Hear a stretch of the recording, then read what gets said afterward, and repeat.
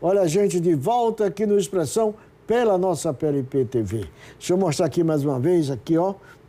Mais uma vez eu já mostrei aqui o Valda, não já? Mostrei? Já. Valda, de Marcelo da Silva Ribeiro, está lá no Alquimia. Pegou aqui, meu amigo Dindonô. Isso, tem que ver o negócio da luz. Mas eu quero mostrar um outro aqui, Dono, que é Ainda os Lobos, de Josailton Lima. Josailton, não sei, Josailton, não, é Josailton Lima, grande jornalista. E o de Juliano César Faria Souto, que depois do dia 10, parece que ele está viajando, mas acho que no próximo programa, depois do dia 10, ele estará à disposição para vir aqui no programa para a gente bater um papo sobre cultura empresarial.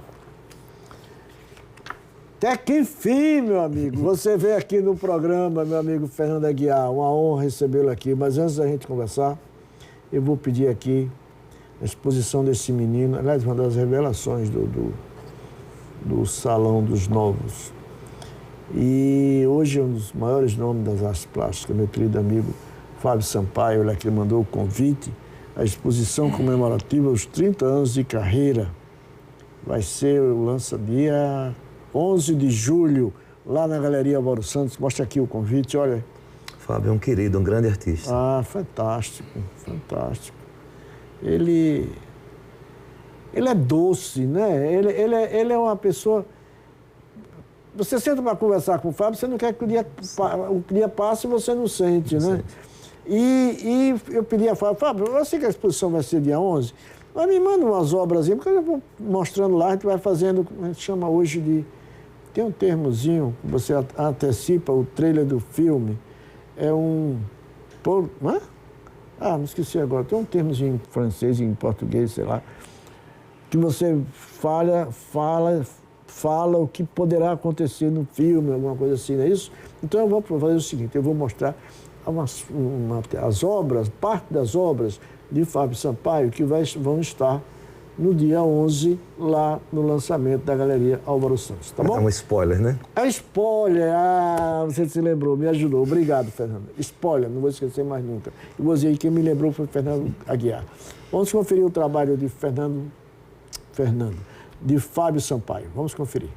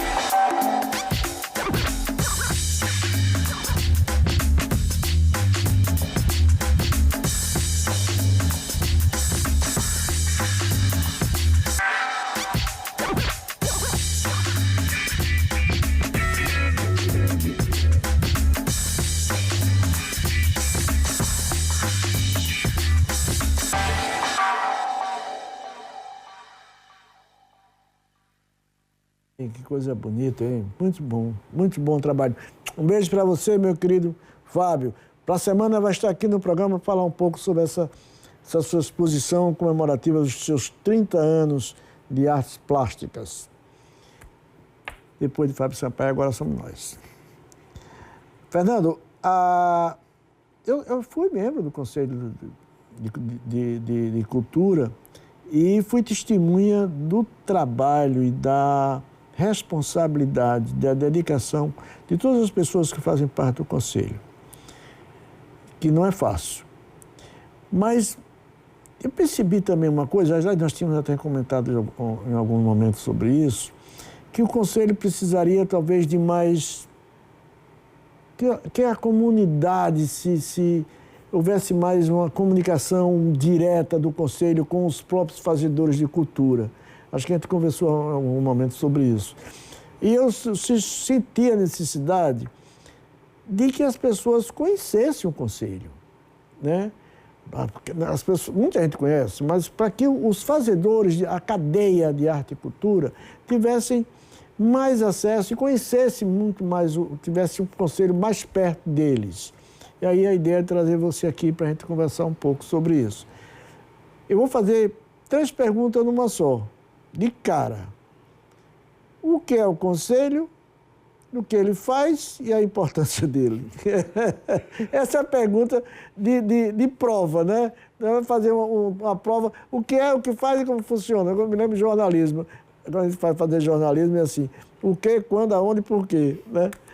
Com você. Eu agradeço imensamente essa oportunidade, Pascoal. É uma honra poder falar sobre o Conselho Estadual de Cultura, uma instituição que tem mais de 50 anos de existência. Por lá passaram nomes importantíssimos, imprescindíveis para a gestão cultural, para a produção cultural, para a produção intelectual, para a salvaguarda e memória das múltiplas formas de patrimônio de Sergipe. A professora Beatriz, a professora Maria Tete Nunes, Luiz Antônio Barreto, Antônio Garcia, Luiz Fernando Ribeiro Sotelo, que eu penso que foi um dos grandes estruturadores, modernizadores e pensadores, efetivamente, do Conselho. Então, o Conselho, ele é um órgão consultivo, normativo e deliberativo, cuja maior atribuição é orientar e recomendar ao governo do Estado de Sergipe ações voltadas ao patrimônio, à memória, às artes, em todas as suas formas de linguagem.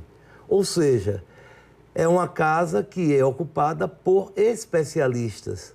Antigamente chamavam notórios saberes, hoje chamamos de especialistas. São especialistas nessas múltiplas formas de linguagens. São essas pessoas que são oriundas dessas linguagens, que têm um domínio teórico, domínio técnico, domínio conceitual, que possa pensar e recomendar, orientar, ser ouvido. Mais que isso, é pensar recomendações do ponto de vista da operacionalização da gestão de cultura no Estado.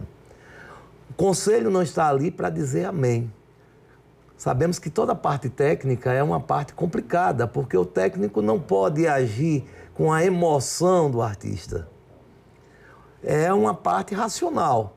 Entretanto, a gente consegue, dentro do Conselho, dosar a racionalidade, que é a parte técnica, com a afetividade e a emoção. Com o lúdico. Com o lúdico, sim, com o lúdico. E, acima de tudo, com a integração, onde a gente pensa a cultura não de uma forma desassociada ou desarticulada, mas a cultura como um todo.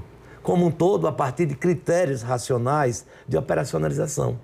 E esse processo todo de racionalidade inicia na gestão de Gilberto Gil, e a gente tem avançado e visto mais recente com as várias tentativas de implantação e implementação de políticas públicas culturais no Brasil e pelo Pacto Federativo, chegando até os estados e os municípios, como o Aldir Blanc I, como a Paulo Gustavo e como o PENAB, que a gente está pensando e construindo agora. Na verdade, é recurso que chega para a produção cultural, para os fazedores culturais, a valorização. É não pensar que fazer cultura é uma política de birô, de 2, 3 eventos anuais que o dinheiro vai embora e fica, e desaparece. Mas de ter uma continuidade ao longo do ano, de trazer pessoas boas de fora, trazer grandes espetáculos, trazer grandes shows, mas ao mesmo tempo valorizar o produtor sergipano, o artista sergipano. Projetos continuados, né? Sim. É fundamental. Você falou um nome, quando a gente pensa as coisas boas, parece que o universo conspira. Você falou Gilberto Gil, eu vou mostrar para você agora o que foi que Gilberto Gil disse sobre cultura. Vamos conferir. Ali na tela. Precisa acabar com essa história de achar que cultura é uma coisa extraordinária.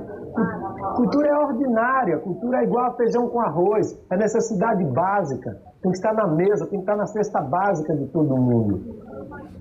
E para isso é preciso que haja assim ainda uma conscientização muito grande, porque muita gente, inclusive muitos dos governantes, acham que a cultura é uma coisa excepcional. A responsabilidade com a cultura é a responsabilidade com sua própria vida, porque tudo é cultura. Toda a acumulação de um povo, toda a acumulação de realizações múltiplas de um povo, tudo isso é cultura. Tanto é que a gente fala da cultura política, a gente fala da cultura científica, a gente fala da cultura religiosa, a gente fala tudo é cultura. Olha aí.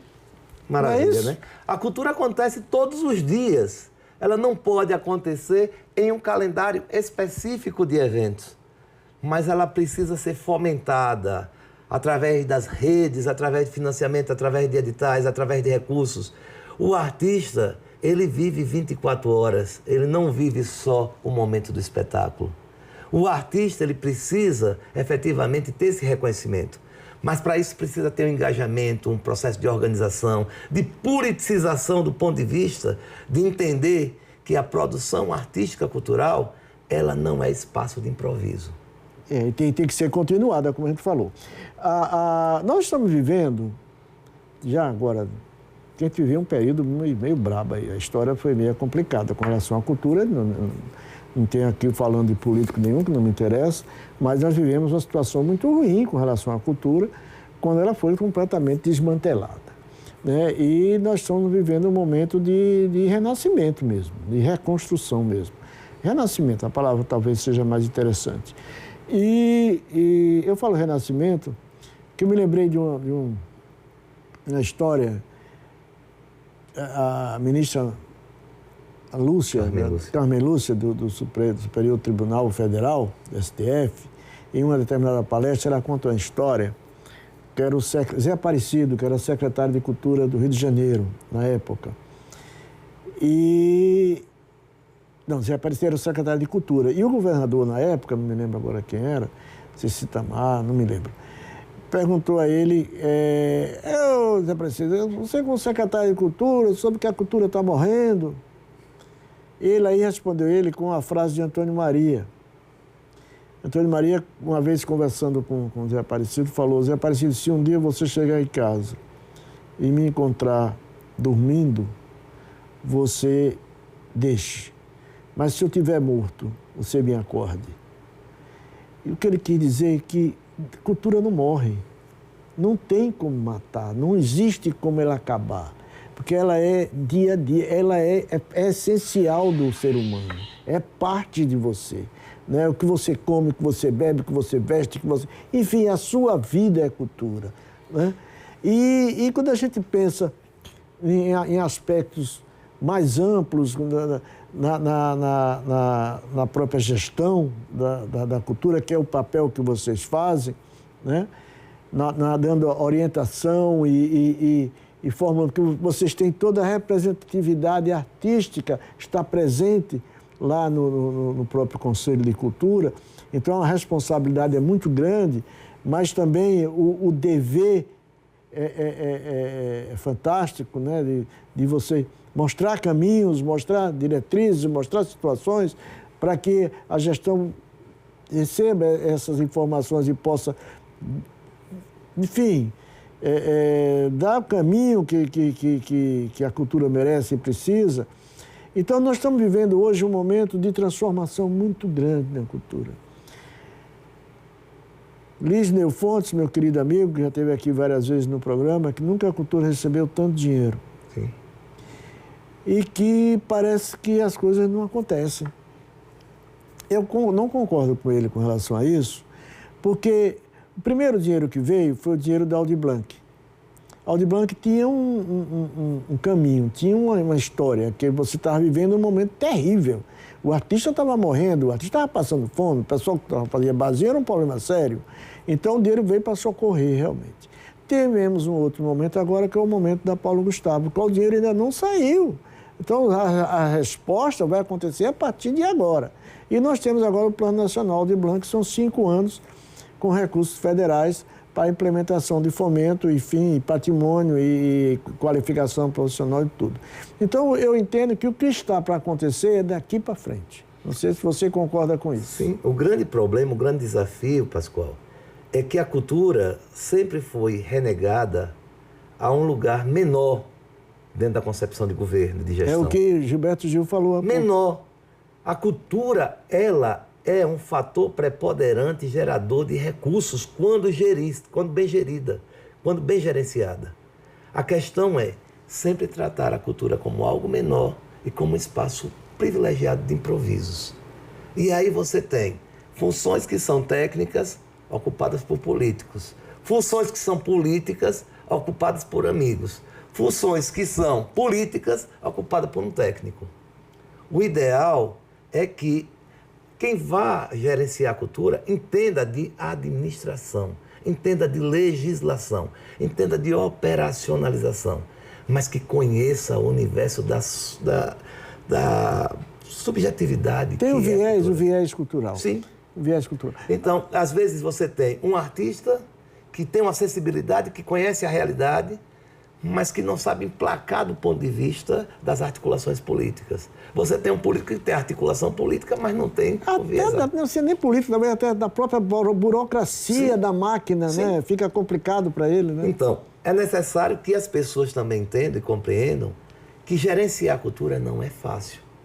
Não é brincar de 5 pedrinhas no chão na entrada da porta. Gerenciar a cultura é um desafio contínuo. Você tem que dormir e acordar, gerenciando, fazendo cultura. E tendo o cuidado de fazer o recurso chegar da forma mais racional possível, aonde ele precisa chegar. E a devolutiva maior é a satisfação do público, a satisfação da sociedade com o resultado do investimento do financiamento. Quando o artista, o produtor cultural e o público saem satisfeitos, a cultura cumpre seu papel. E é esse o papel do Conselho de Cultura. Sim. Né? Justamente esse é o grande papel do Conselho de Cultura, né? Onde a cultura, o Conselho vai dar o conceitual A grande questão que o Conselho passa o tempo todo é que a cultura é a arma dos que se prezam. A cultura é a arma dos que se prezam. Esse Conselho ele precisa chegar mais à população e a população precisa chegar mais ao Conselho. Já foi muito distante. Hoje tem havido um processo de aproximação, inclusive de se pensar uma descentralidade das ações políticas. A interiorização. É fantástico. Porque todas as ações dos grandes espetáculos, das grandes coisas, ficam só na capital. Nós temos 75 municípios. Nós precisamos estar dando suporte a esses gestores culturais nos municípios, a esses produtores culturais nos municípios, a essa cadeia de economia criativa que nós temos e que não é visibilizada. Há um sistema de silenciamento, de apagamento. Ora, se o governo estadual, os governos municipais aprendem com essas lógicas dessas economias que são geradas dentro do próprio município e no estado, e valorizar, fazendo uma relação de conexão entre cultura, turismo, administração, sociedade. Não, cultura é tudo. Acabou. Cultura é tudo. Acabou. Agora não pode ser pensado como uma coisa menor. E aí também não pode o gestor, que vai trabalhar com cultura, centralizar. Ou você descentraliza e negocia com um órgão, que é o Conselho de Cultura, que é um órgão consultivo, normativo, deliberativo, composto por especialistas nas múltiplas formas de linguagens artísticas e culturais. Tem que caminhar junto. Pode. Uma coisa também interessante, agora para esse Sistema Nacional de Cultura, implantado agora, né, e pelo marco regulatório da cultura foi sancionada a semana passada pelo presidente da República. Quer dizer, há uma eu não vou dizer revolução, mas há uma mudança total no fazer da parte burocrática, não fazer da parte... Uma coisa que tem sido exigida pelo Sistema Nacional de Cultura é que todas as cidades, todos os seus municípios tenham o seu Conselho Municipal de Cultura. Né? Nós temos aqui no Conselho, foi reativado agora pela Funcaju, nós temos algumas cidades distantes que já têm o Conselho. Acho que a maioria já está montando o seu... Porque se não tiver, não vai receber o recurso. Se não recebe o dinheiro.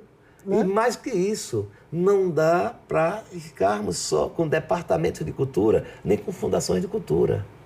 É entender a cultura como um espaço de gestão. E como gestão não pode ficar em um órgão menor que não tem autonomia plena para poder efetivamente receber esses recursos, investir esses recursos, fazer a prestação de contas desses recursos e gerar novos recursos. E importante, esse recurso vem fundo a fundo. Sim. O dinheiro já vem antes para você aplicar. Aí, como é que você vai poder gerenciar um montante gigantesco de dinheiro da cultura, como o Sergipe nunca viu? quando você tem uma fundação, e não estou fazendo crítica ao governador, nem estou fazendo crítica a ninguém, mas estou falando do ponto de vista da racionalidade da gestão, com poucos técnicos, com poucos especialistas, sem consultar o conselho, sem buscar a orientação do conselho.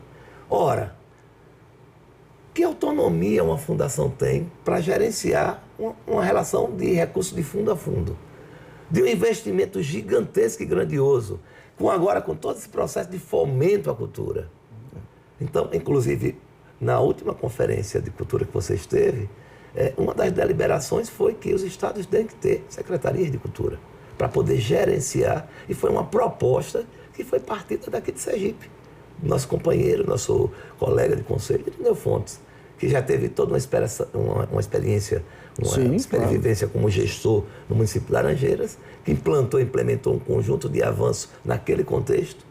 O grande problema é que, por mais que a gente tenha avançado diante dessas trevas pelas quais nós passamos tão recente, no tempo presente, no Brasil, em relação à cultura, as políticas elas chegam, mas elas não são políticas de Estado, são políticas de governo. E aí, quando aquele governo ela funciona. Quando ele termina, que vem outra gestão, que tem uma concepção, se for de extrema-direita, se for de uma ortodoxia. Mas eu acho que o Sistema Nacional de Cultura vem para resolver um pouco essa parte, não? Até porque o Plano Nacional de Cultura foi aprovado, né? É um plano que você tem Veja bem, são 10 anos. Esse processo foi construído lá na gestão de Gilberto Gil. Ao longo dos governos petistas de Lula, ele operacionalizou.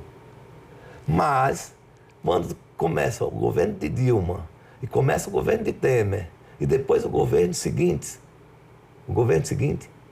foi um retrocesso. Foi preciso, como você bem disse, foi um renascimento, um ressurgimento. Foi um apelo de sensibilidade de um país que respira a cultura 24 horas, que vive vendo uma imagem a partir da sua concepção cultural, que não dá para se pensar a cultura sendo destruídos os espaços culturais, sendo destruídos os espaços de operacionalização, sem haver financiamento e investimento. Mas isso o Estado tem que estar preparado, o município tem que estar preparado, os artistas têm que estar preparados, os gestores culturais têm que estar preparados. Ou seja, essa preparação não acontece de um dia para uma noite. Chega, não dá mais para tratar a cultura como um espaço de improviso. Eu acho importante, por exemplo, as reuniões do Conselho, elas são abertas. Sim. Todas as sessões são públicas. São públicas. Então, qualquer pessoa que quiser ir assistir às reuniões do Conselho, todas elas estão devidamente convidadas. Sim. Né? Todas as terças-feiras, a partir das 15 horas, na sala a professora Maria Tetes Nunes, na Biblioteca Pública Epifânio Doria, ali na Praia 13 de Julho. Nós temos 2 sessões ao longo do mês do Pleno, que é o Conselho todo, todas as câmaras, e temos sessões das câmaras, Câmara de Legislação e Normas, Câmara de Patrimônio e a Câmara de Letras e Arte. A Câmara de Letras e Arte está fazendo um trabalho belíssimo, está ouvindo as representatividades das múltiplas formas de linguagem, está dialogando com o interior. O setor de patrimônio, atualizando a lei do patrimônio material, conseguimos avançar com a lei do patrimônio material, com os processos, inclusive, de dar celeridade agora para a efetivação do pagamento para os mestres da cultura viva, inclusive com a perspectiva de lançarmos um novo edital. No próximo ano. Que certamente são 5 por ano, né? São 5 prêmios. São 5, não, o edital é anual, agora são escolhidos até 5. 5, exatamente. Todo ano são 5. Todo ano são 5. São 5. E esse ano é um ano que o Conselho está com um grande desafio. São 50 anos, em janeiro, do Simpósio do Encontro Cultural de Laranjeiras. Esse simpósio, que é uma criação do meu querido amigo Luiz Antônio Barreto, que Deus o tenha, um dos maiores nomes na nossa história, nossa cultura, nossa arte, que fez, foi ele que fez o Encontro Cultural Laranjeira a partir de uma ideia da Unione, que era uma quermesse. Sim. Era uma quermesse. E que se transformou em um evento nacional, era uma coisa fantástica. E o Conselho sempre foi partícipe. O simpósio é da administração da gestão do Conselho. Do Conselho. Do Conselho. O Encontro Cultural do município. Isso. E o simpósio do Conselho Estadual. E o simpósio, que é um marco nomes importantíssimos de nacional, internacional, locais. Ali foi celeiro para a projeção de vários intelectuais, inclusive eu sou cria e projeto disso aí, Lindolfo Amaral, tanta gente bacana, tanta gente, sabe, fabulosa. Tivemos como cria Luiz Antônio Barreto, Braulio Nascimento, a própria Beatriz Góes, a própria professora Aglaia Dávila Fontes. Fantástico. Tanta gente. O que é que a gente pode esperar dos 50 anos do simpósio do Encontro Cultural Laranjeiras? O Conselho tem se mobilizado através de uma comissão que foi instituída pelo governador do estado, através da FUNCAP. Temos uma articulação direta com o município de Laranjeiras. É uma programação jubileu celebrativa, como o próprio tema aprovado nesse último simpósio definiu. O que nós podemos esperar desse simpósio do Encontro Cultural de Laranjeiras, comemorando 50 anos, é que isso tudo é louvor, isso tudo é louvar. Vai ser um ato de louvação. Pegaram o trecho da música das Taieiras Laranjeiras. Porque esse ano, inclusive, completa 50 anos do encantamento de Umbilina Araújo, que era mestre das Taieiras e Loxa do Nagô. Exatamente. Me parece também que para esse Encontro Laranjeiras, não só está envolvido a FUNCAP, nem o Conselho de Cultura, a Prefeitura de Laranjeiras, mas, por exemplo, foi convidado o Instituto Histórico de Sergipe, foi convidado a Universidade Federal de Sergipe, aliás, algumas universidades, não sei. A Assembleia Legislativa de Sergipe. A Assembleia Legislativa. Então, há uma institucionalização fantástica do entorno para a realização do encontro.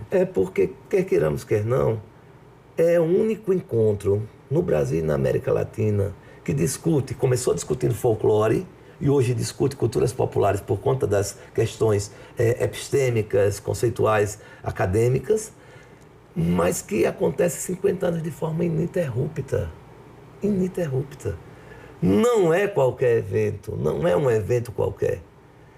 É um evento que 50 anos acontece discutindo isso e que passa a ser referencial do pensamento sobre cultura popular, sobre folclore no Brasil, na América Latina e no mundo. Ou seja, grandes discussões são travadas aqui e daqui emanam e ressignificam e reverberam numa dimensão para além do território de Sergipe. E o governo precisa se apropriar disso no sentido de vender uma imagem do Estado e da própria gestão. Ou seja, é necessário que haja essa sensibilidade. Cultura é tudo que a gente vive, faz, pratica todos os dias. Não é isso? Eu digo, é o lema do programa, é o que a gente faz. Meu amigo Fernando, obrigado por ter vindo. Que honra recebê-lo aqui no programa. Fico muito feliz em saber que você está à frente do Conselho Estadual de Cultura. É um conselho, nós temos embates lá normais, e temos que ter mesmo, porque senão quem cala consente. Né? E lá não é um órgão de consentimento, de discussão, de debate. De discussão, nós estamos lá para isso, mas sempre com a ideia e como é que eu diria, querendo dar o rumo certo, propósito, né? Maior, que é a nossa arte, a nossa cultura, a nossa história, né? Principalmente a nossa memória. Obrigado por ter vindo. Somos nós que agradecemos e convidamos a população sergipana, os artistas, os fazedores culturais, às terças-feiras, às 15 horas, participar das nossas sessões. Inclusive, toda a documentação produzida pelo Conselho é aberta ao público, é só solicitar pela Lei do Acesso à Informação e à Transparência, todas as atas, todas as deliberações, tudo que é produzido e publicado no Diário Oficial está à disposição. Será uma honra nós recebermos na Casa da Cultura de Sergipe a população sergipana, porque o que nós fazemos é justamente valorizar e aprender, e teorizar, e praticar, e gerenciar o que esse povo maravilhoso faz. Veja, é só chegar. É só chegar. Obrigado por ter vindo, que honra. A gente volta já já. Cultura é o que a gente faz.